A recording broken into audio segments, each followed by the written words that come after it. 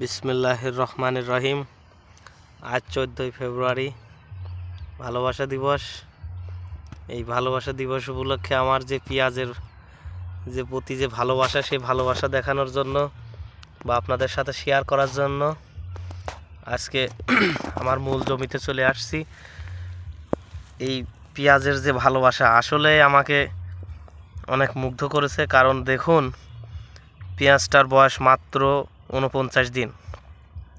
আল্লাহর রহমতে পেঁয়াজ যে আল্লাহ পাক দিলে এত ভালো হয় বা এত ভালো হতে পারে, এই পেঁয়াজটা দেখলে বোঝা যায় আল্লাহর অশেষ রহমতে পেঁয়াজ এত সুন্দর হয়েছে। এই ভালোবাসা দিবসে আসলে ঘরে বসে থাকতে আর পারলাম না, মনটা চাই যে ক্ষেত দেখে আসি। আসলে পেঁয়াজের গাছগুলো দেখেন, গাছের গোড়গুলা দেখেন, আল্লাহর অশেষ রহমতে এত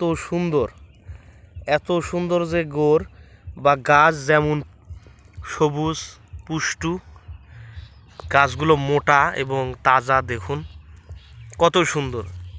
গাছের গোড়গুলায় দেখলে বোঝা যায় যে আসলেই আল্লাহর রহমত অনেক ভালো হয়েছে এবং খুবই সুন্দর। গাছগুলো দেখুন, খেয়াল করে দেখুন কত সুন্দর গাছগুলো, কত সতেজ সুন্দর।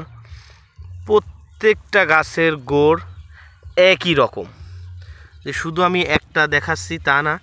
দেখুন প্রতিটা গাছ একই রকম, এত সুন্দর, যা মানে না দেখলে, নিজে চোখে দেখলে বিশ্বাসই করা যায় না।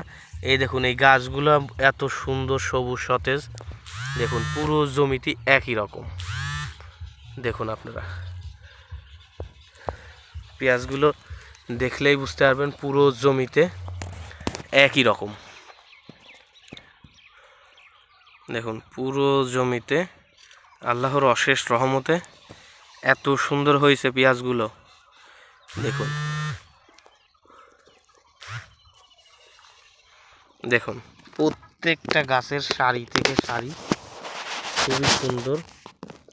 দেখুন প্রতিটা গাছ আপনারা দেখুন, গোড়গুলা দেখলে বুঝতে পারবেন যে কত সুন্দর। দেখুন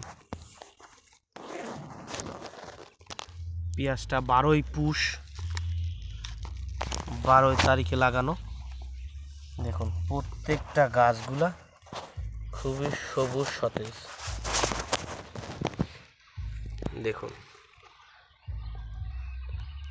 আপনাদের প্রতিটা ভিডিওতেই ইনশাআল্লাহ দেখিয়ে দেব প্রত্যেক শুক্রবারে, যে পেঁয়াজের আলে আসলে মনটা ভরে যাচ্ছে। দেখুন পুরো জমিতে কত সুন্দর, যেমন সবুজ সতেজ।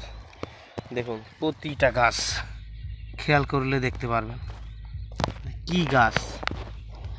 দেখুন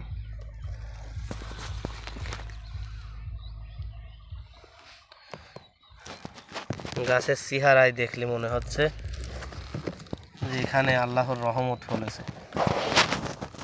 এখন দেখা যাক ফলনের কেমন হয়। মাত্র 49 দিন বয়স,